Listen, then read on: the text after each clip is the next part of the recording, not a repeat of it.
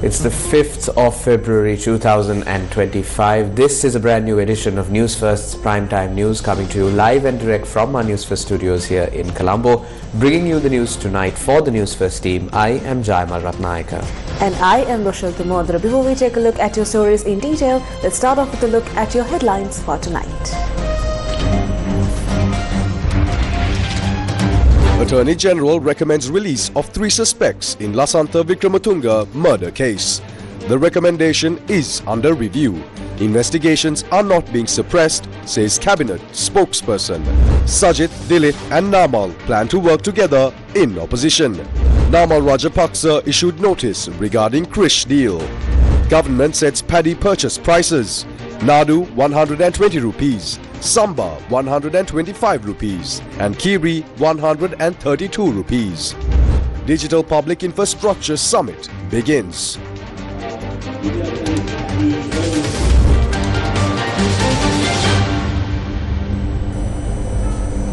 On to your top story for tonight, Cabinet spokesperson Minister Nalin Tejadisa said that the Attorney General's recommendation to release 3 suspects involved in the murder case of senior journalist Lasantha Vikramatunga is currently under review.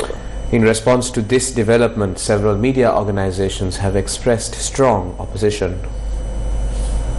What is the Attorney General's advice on the Lasantha Vikramatunga assassination? The Attorney General's advice on the Lasantha Vikramatunga assassination case has become a topic of significant debate. The controversy stems from a letter sent by the Attorney General to the Director of the Criminal Investigation Department on January 27. The Attorney General informed that no further legal action would be taken against 3 individuals involved in the case: Prem Ananda Udalagama, Don Tissasiri Sugatapala and Prasanna Nanayakara. A copy of the Attorney General's letter was also sent to the Magistrate of Mount Lavinia. The Magistrate is required to inform the Attorney General of the actions taken based on this recommendation. Who are the individuals involved? Prem Ananda Udalagama was a former member of the Army Intelligence Unit, accused of abducting and threatening Lasantha Vikramatunga's driver, Devamullage Karunaratne. He also faces charges related to the abduction and assault of journalists Keith Noya and Upali Tennakon. Don Tissasiri Sugatapala was the former officer in charge of the Crimes Division at the Mount Lavinia Police Station. Prasanna Nanayakara is a retired Senior Deputy Inspector General of Police. Both Sugatapala and Nanayakara are accused of destroying evidence related to Lasantha Vikramatunga's assassination, specifically the notes that were penned down in the diary found in Vikramatunga's vehicle at the time of his murder. What was the reason for the Attorney General's recommendation? The Attorney General's department said that Prem Ananda Udalagama was identified by Lasantha Vikramatunga's driver during a lineup, but the driver later claimed that the CID had shown him Udalagama before the identification process. The Attorney General's department cited insufficient evidence to proceed with criminal charges against Tissasiri Sugatapala and Prasanna Nanayakara. What revelations were made in court on June 1st, 2018, during the trial related to the assassination of Lasantha Vikramatunga? Significant revelations were made regarding the second and third suspects: former police inspector Tissasiri Sugatapala and retired Senior Deputy Inspector General of Police Prasanna Nanayakara. Attorney-at-Law Rasika Veerasurya, representing Tissasiri Sugatapala, stated in court that Prasanna Nanayakara, who was the Deputy Inspector General of Police in charge of the area at the time, had threatened his client. The threat was to prevent investigations into the motorcycle numbers noted in Lasantha Vikramatunga's diary, which was found in his vehicle at the time of his murder. The Attorney-at-Law further revealed that Prasanna Nanayakara had warned that if the investigations continued, Tissasiri Sugatapala and his family could face the same fate as Lasantha Vikramatunga. The Attorney-at-Law added that consequently, the relevant diary and investigation reports were handed over to DIG Prasanna Nanayakara by Tissasiri Sugatapala.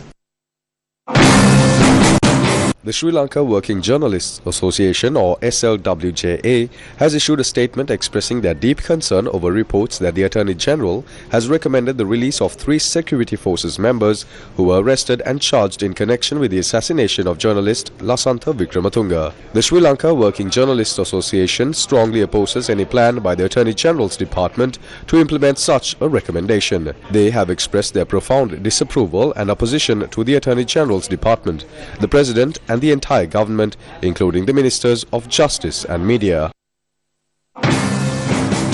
The organisation Journalists for Justice held a press conference today. The file related to this issue was sent to the Attorney General's department a long time ago. Now suddenly it has resurfaced with the decision not to take action against these individuals. We are questioning what happened to Lasantha's notebook. The 2015 investigation was led by senior police officer Shani Abesekara under the leadership of the current Secretary of the Ministry of Public Security, Ravi Seneviratne. Are these officials being accused of lying? What is the conflict between the past and present actions of the Attorney General's department? I believe the Attorney General needs to clarify this.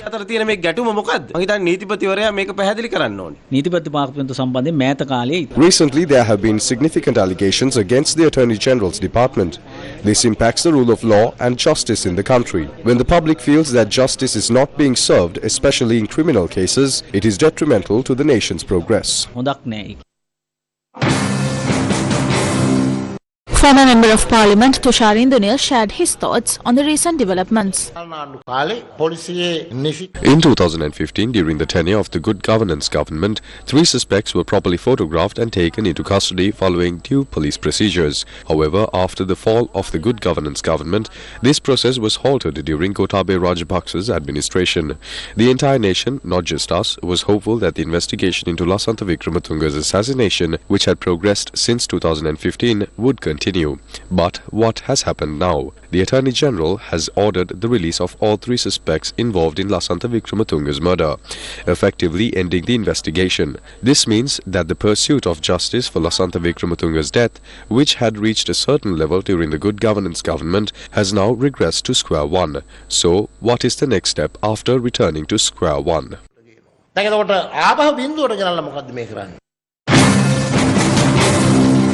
During today's cabinet decision briefing, journalists questioned the cabinet spokesperson about the recent developments in the Lasantha Wickrematunge assassination case.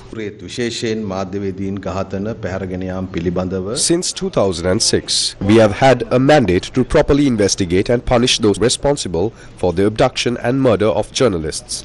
Not only in the south but also in the north, we are fully aware of the mandate given to us during the presidential and general elections.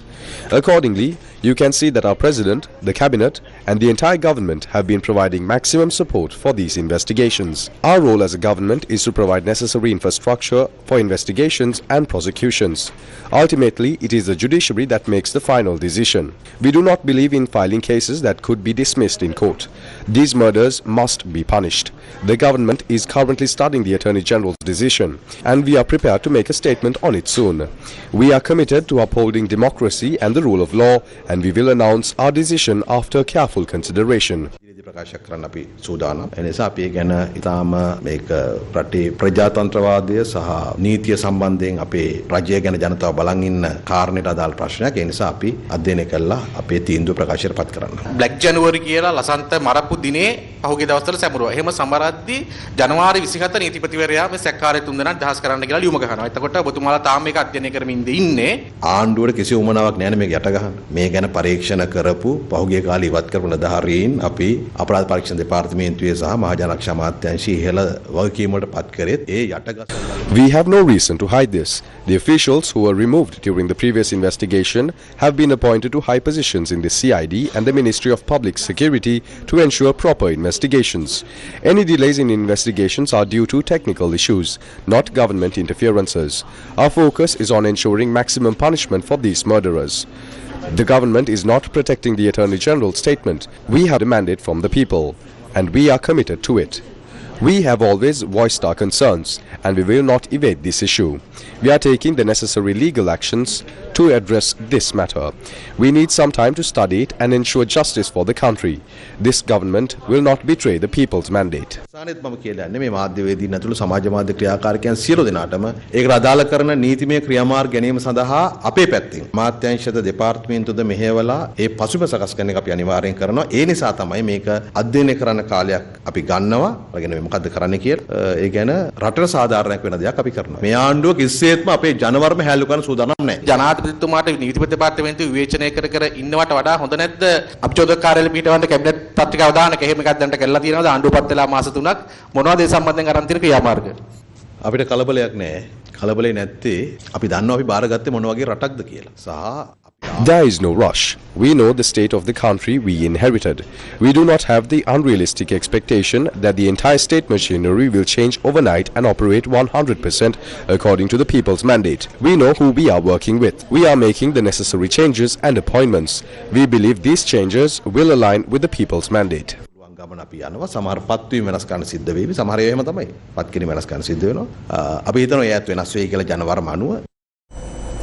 What did Sajid, Dilith, Namal and other opposition leaders discuss in their meeting today? Here are the details.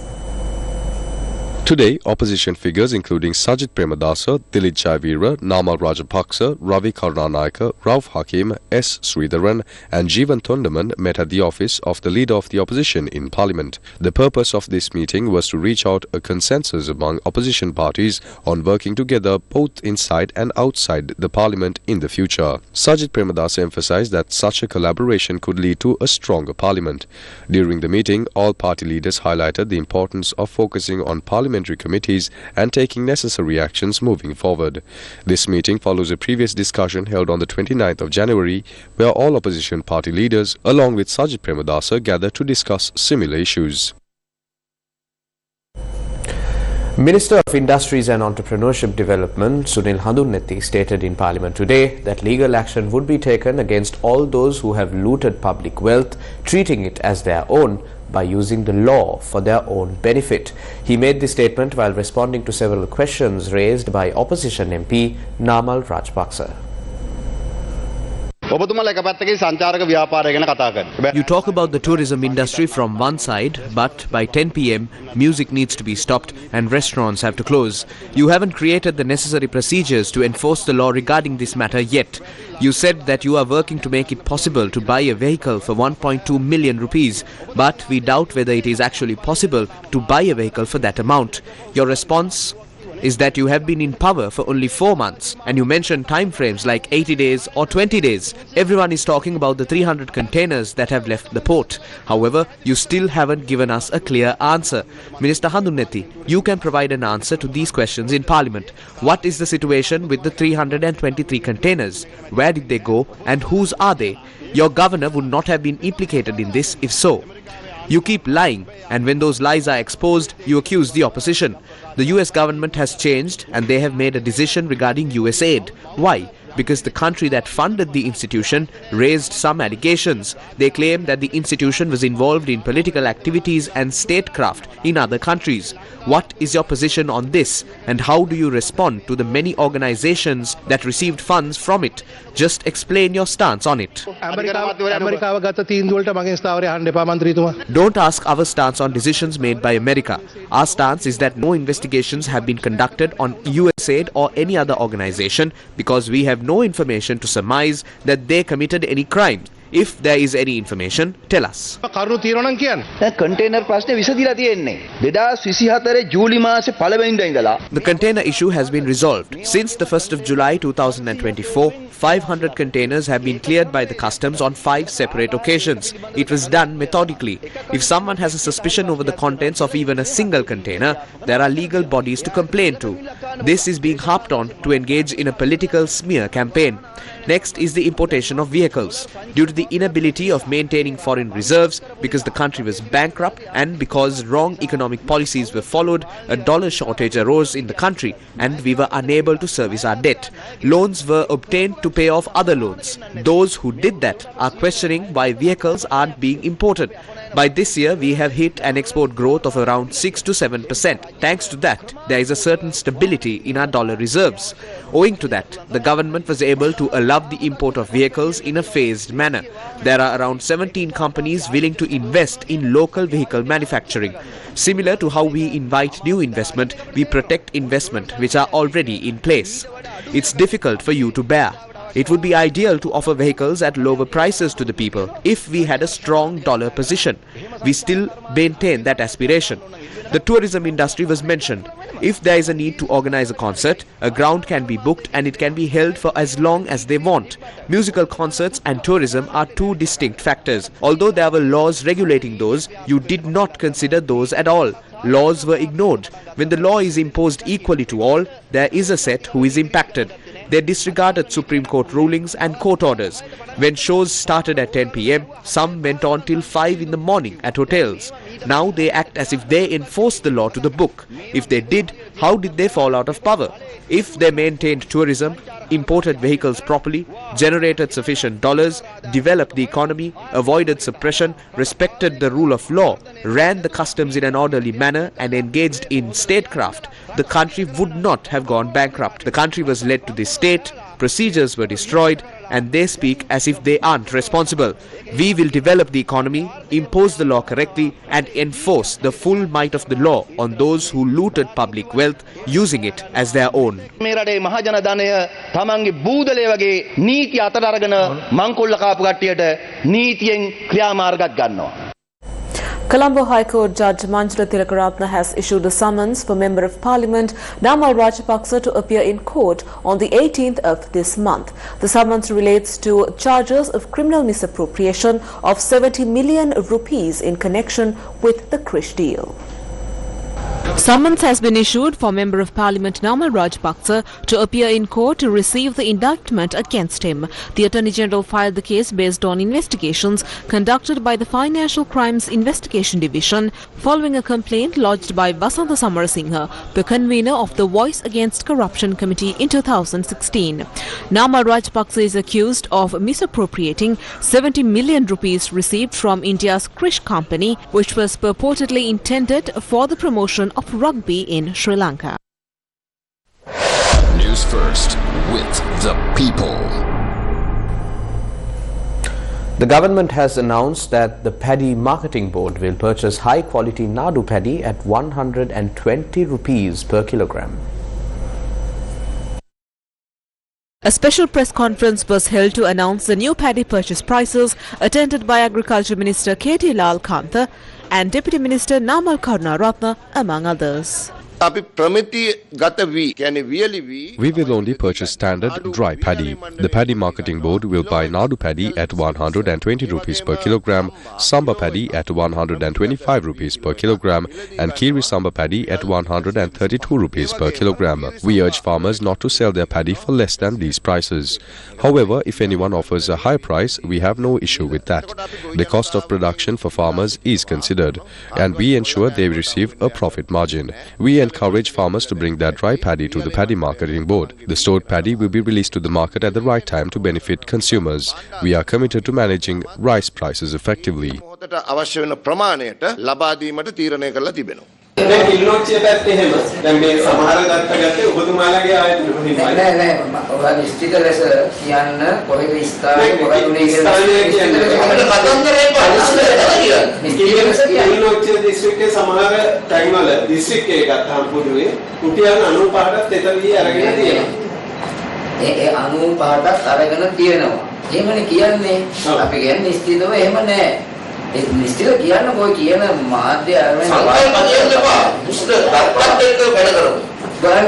Paddy harvest is not complete yet. Only 0.3% of the paddy has been harvested and it was grown with rainwater.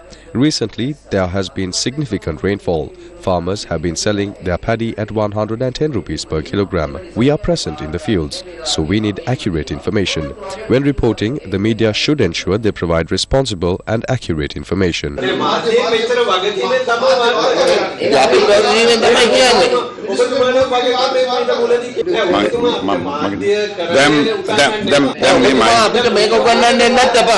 Please do not try to teach us. We won't teach you about journalism, and don't tell us how to set rice prices. We have provided clear answers. If you have any further questions, please ask them directly without hypothetical scenarios.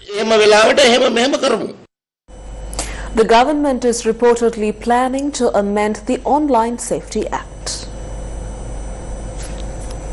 The Attorney General informed the Supreme Court today that the current government has decided to introduce several amendments to the Online Safety Act, which was enacted during the previous administration. This announcement was made by Solicitor General Viraj Dayaratna, representing the Attorney General during the hearing of 4 fundamental rights petitions challenging the legality of law's enactment.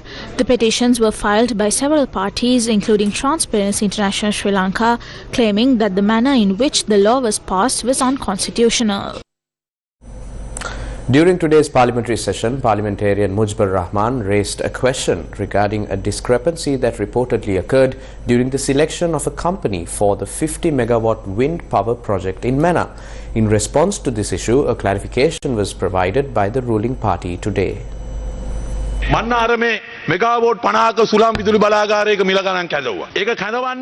Tenders were called for 50-megawatt wind power project in Mannar. It was called on the 14th of March 2024. 5 companies had bid for it. 2 were rejected and a company named Windforce was granted the tender. Another company was rejected. Whose was it? Dhamika Perera's company. Haley's Fenton's. It has been identified as a major deviation in the tender process. This happened in 2024, before the incumbent government came to power. During that time, Dhamika Perera had influenced the PAB committee at the Presidential Secretariat to offer him the project. The company named Windforce obtained an enjoining order against it. It was approved. Once Anurukumar Dissanayake became president, the enjoining order was recalled. On the 15th of October, why was it recalled? The secretary to the Ministry of Energy had spoken to Windforce and agreed to split the project between the 2 companies, 25 megawatts each.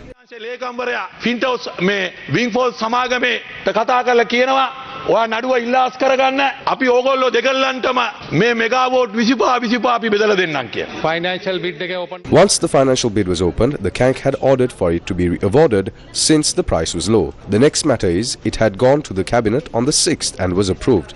Thereafter, it was awarded by the Electricity Board. Do not mention hearsay. Present relevant facts, and if such an incident has taken place, file legal action.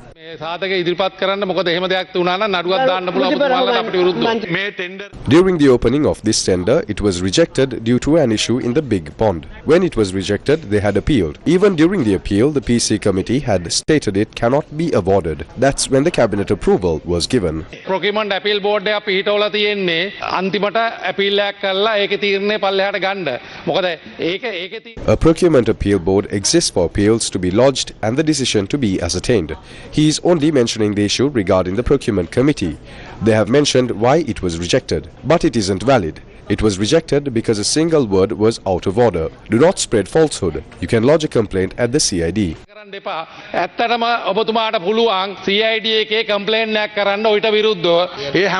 have tabled all these reports. If I am lying, one would understand who is lying and who is not when reading the report. After the appeal to the appeal board, it was considered by the cabinet. Not only that, it must have been mentioned that providing this tender to the relevant company saved 2 billion. Why wasn't this mentioned? The minister explained the procedure. You cannot spread lies according to your own accord. Tonight's revelation on what happened to the village is about an Ayurvedic hospital ward complex failing to benefit the people due to a tug-of-war between 2 state institutions.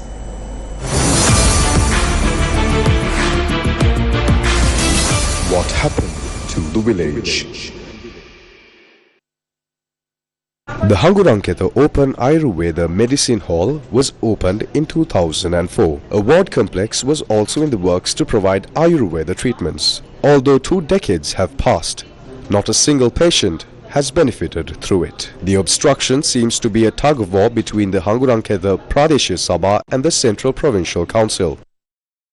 මේ ගොඩනැගිල්ල විවෘත කරන්න බැරි වුණේ ඇයි කියන ප්‍රශ්නේ මහ ජනතාව ප්‍රශ්න කරනවා. බඩු මුට්ටු ඔක්කොම ලෑස්ති කරලා මේ ගේන්නත් ඔන්න මෙන්න ලෑස්ති කරලා තියෙන කාලෙත් තමයි පළාත් සභාවයි ප්‍රාදේශ සභාව අතර පොඩි කමාදිලක් ඇති වුණේ. මේ ඇලියාවට ගිය ගොඩනැගිල්ල ප්‍රයෝජනයට ගන්න කියලා තමයි අපි ඉල්ලා සිටින්නේ. For years, locals travel past this idling ward complex to obtain medical treatment in Pallakale, nearly 60 kilometers away. This is a minor issue. If solved, it will benefit the people immensely.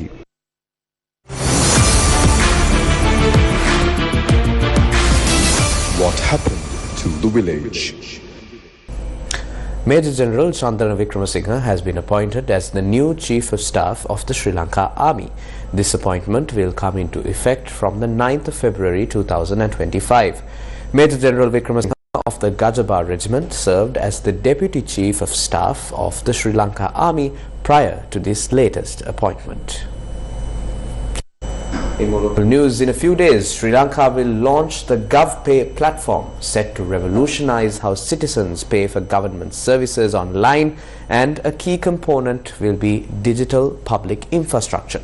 The introduction of digital public infrastructure was a key point of discussion at this year's DPI Summit in Colombo.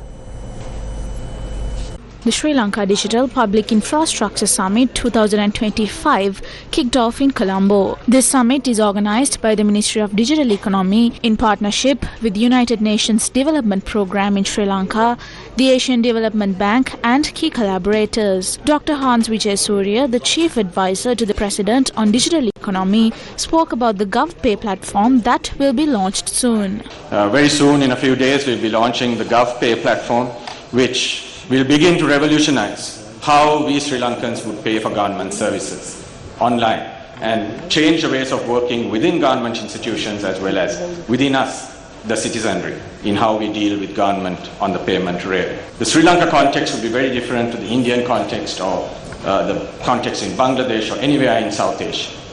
There are pluses and there are minuses. There are opportunities and there are challenges. And I believe that as Sri Lankans, there are many aspects of our digital infrastructure framework which we can be very proud of and which we should use as the springboard to leapfrog from where we are to a very advanced state of digital maturity and digital economy advancement. We start from a relatively high level of GDP per capita. We have several vertical digital solutions in Sri Lanka which are mature, very good, very advanced. We can talk of our passport system, we can talk of our revenue license system, we can talk of our driving license system, the tax system. So across public sector and private sector, there are many vertical solutions which in their own right are digitally mature. Mobile penetration, over 120%. Sri Lanka has a mobile and connectivity industry which is one of the best in the region. Likewise, the fiber networks in Sri Lanka are very well penetrated. Wealth distribution and the Gini coefficient, a much better distribution of wealth than most countries in the region. Identity systems already pretty strong and a strong ID culture because we in Sri Lanka have used an ID since the early 70s. And therefore, having an identity, being proud of your identity, being willing to expose your identity through a document or a certificate is very high in Sri Lanka and therefore an opportunity to build on. The payment networks again are very advanced. We already transact close to the full GDP of the country electronically, which is on a per GDP basis already at benchmark levels. All this is fine, but we must again acknowledge that there is a huge opportunity by using these strengths as a springboard to platform and apply horizontalization. Where we are not strong is in interoperability of the systems we have. We are not strong yet on sharing data sharing capability across that ecosystem. And that is where DPI comes in.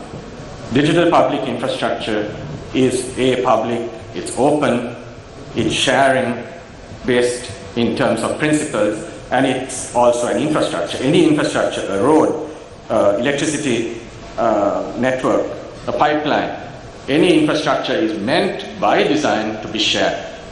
And therefore, if we bring in this horizontal layer, combine it with the strengths that government institutions and private institutions in Sri Lanka have built and are already advancing, I think we have a huge leapfrog opportunity to make it to well above the 12% target in terms of digital economy to GDP.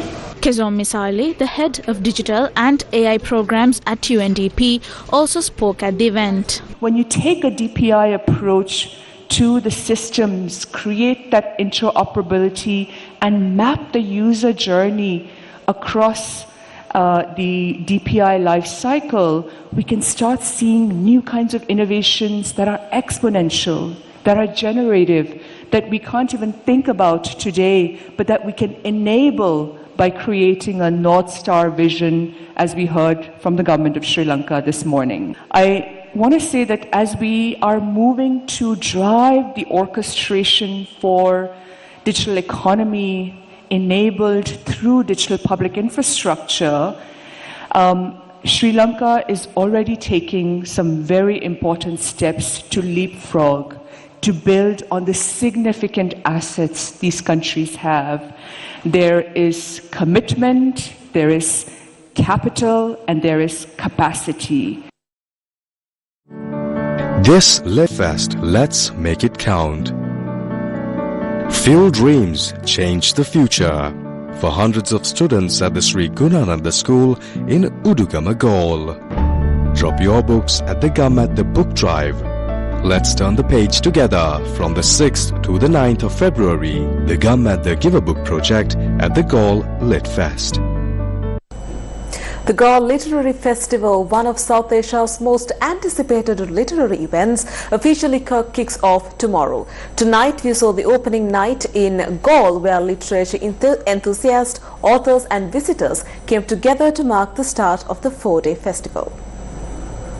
The Galle Literary Festival 2025 officially opened tonight at Galle Fort with an informal gathering of literature lovers, authors and others. The evening featured cultural performances and conversations, setting the tone for the 4-day event.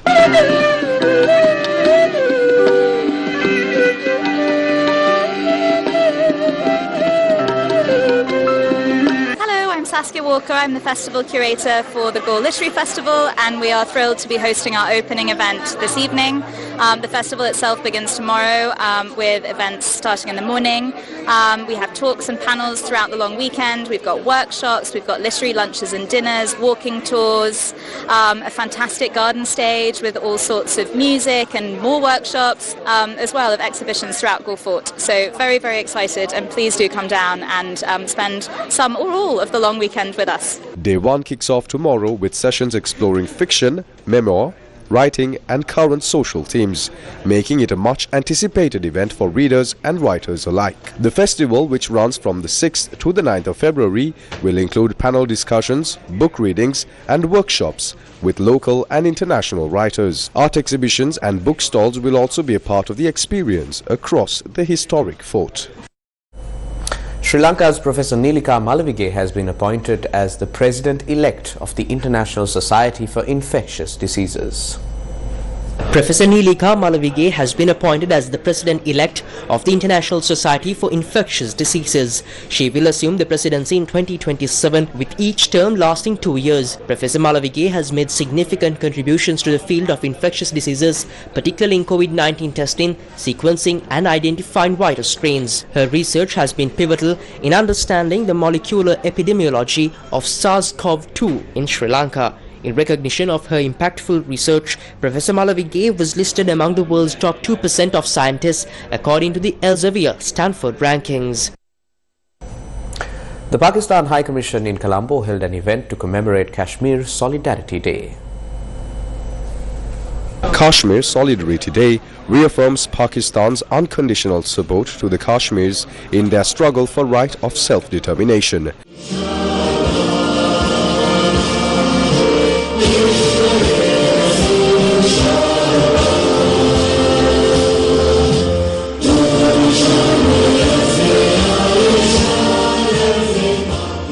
The Pakistan High Commission in Colombo held an event to commemorate this day and was attended by a large number of Pakistani community, friends of Kashmir and local journalists. The event was presided over by Major General Fahim ul Aziz, the High Commissioner of Pakistan to Sri Lanka.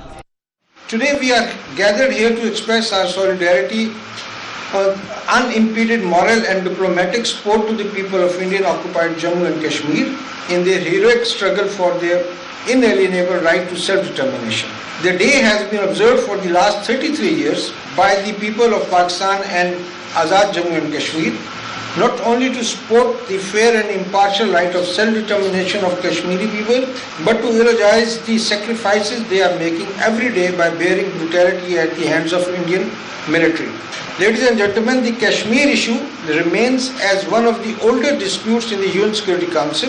The decision taken by the UN Security Council to hold a plebiscite in Kashmir has never been realized due to the ill intent of India. But the last 7 decades, India has denied the people of Indian-occupied Jammu and Kashmir this right of self-determination and has resorted to vicious use of force against the unarmed civilian population. Ladies and gentlemen, India has lost permanently and irretrievably the hearts and minds of the people of Indian-occupied Jammu and Kashmir.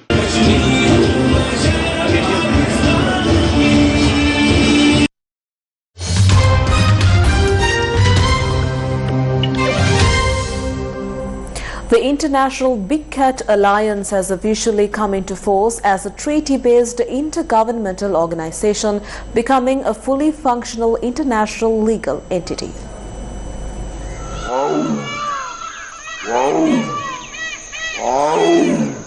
The Indian Ministry of External Affairs, acting as the depository for the framework agreement, confirmed that 5 countries, the Republic of Nicaragua, the Kingdom of Eswatini, the Republic of India, the Federal Republic of Somalia and the Republic of Liberia have deposited their instruments of ratification, acceptance or approval, making them the founding members of the IBCA. What is the Big Cat Alliance?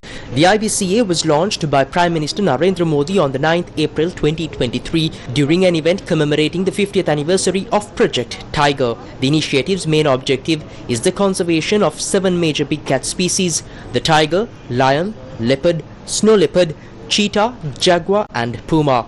As of now, 27 countries including India have agreed to join the IBCA along with several international and national organizations dedicated to wildlife conservation.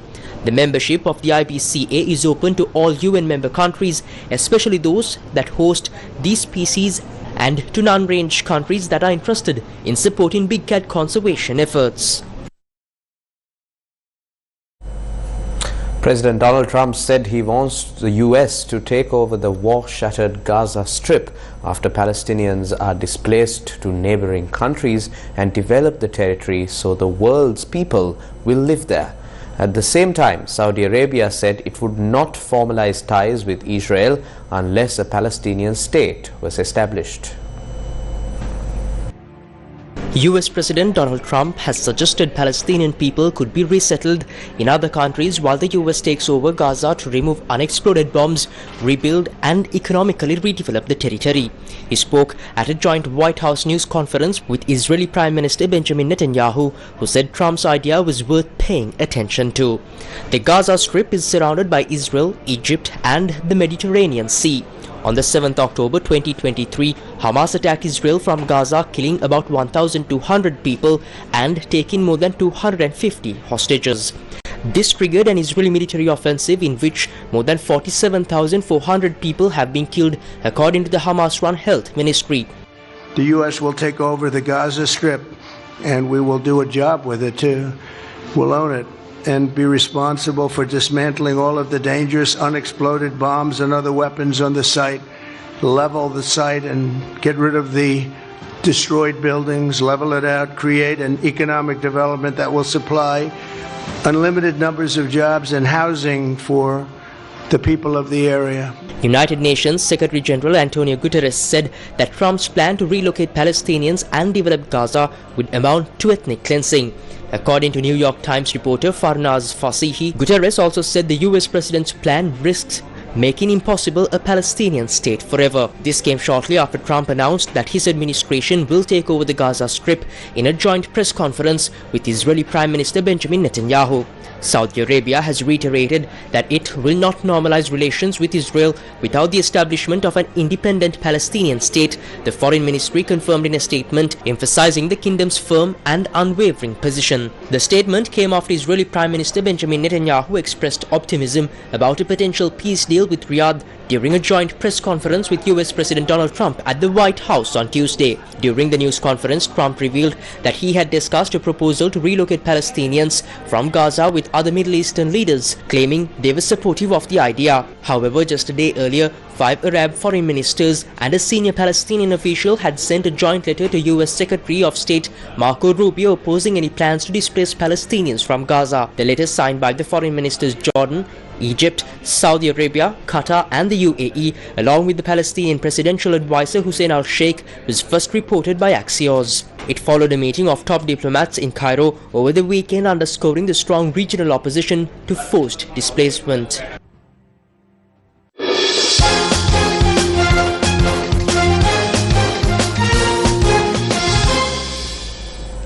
The second test of the Vaughan Murali Trophy between Sri Lanka and Australia is set to commence tomorrow.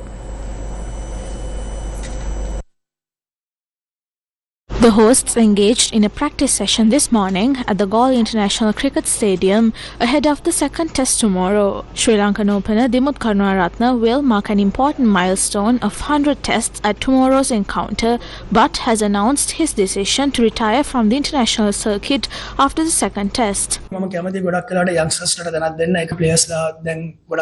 would like to allow youngsters to step in. Players are very busy with cricket nowadays. I intend to obtain coaching qualifications once I am done with my playing career. I am ready to extend my fullest support to the SLC and the team with the knowledge that I have gained. Sri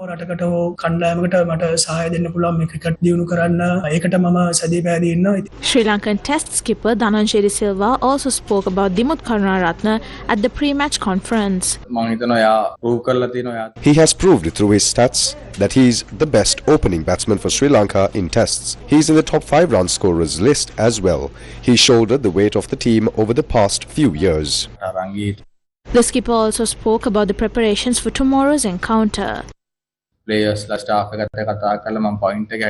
I emphasized on the team players and the staff was, regardless whether we bowl or bat first, we need to stay in the game. Pathum Nissanka will be in the team. Spin bowling is our strong suit, so I believe our spinners will benefit from a turning wicket. The second test between Sri Lanka and Australia will commence at 10 AM tomorrow at the Galle International Cricket Stadium.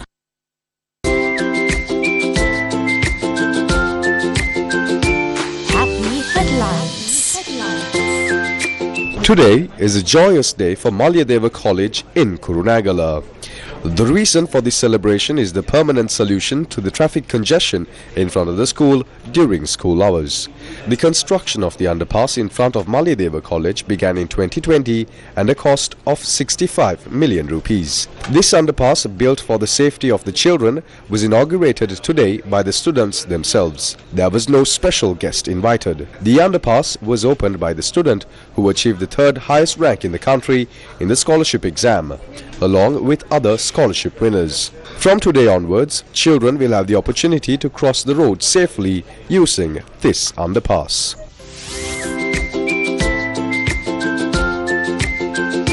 Happy headlines. And that's a wrap of Primetime News for tonight. Thank you for joining us. Good night.